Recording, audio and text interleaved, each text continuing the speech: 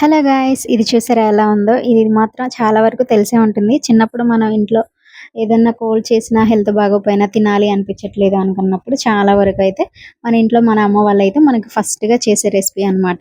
So, ఇది ఎలా చేస్తున్నారు అని అడిగితే మా మమ్మీ చెప్పారనమాట. సో, ఇది వెల్లుల్లిని తీసుకొని దానిలోని కారం, సాల్ట్ ఏసుకొని ఇలా ముద్దగా దంచుకోవాలనమాట. ఇప్పుడైతే పోపు కోసం ఒక ప్యాన్‌లో ఆయిల్ తీసుకొని దానిలోని ఆవాలు, జీలకర్ర, మినపప్పు, పల్లీలతో యేసుకొని ఫ్రై చేసుకున్న తర్వాత కరివేపాకు కొంచెము, అలాగే మనం పేస్ట్‌గా చేసుకున్న అల్లం వెల్లుల్లిని కూడా యాడ్ చేసుకొని మంచిగా ఫ్రై చేసుకోవాలనమాట.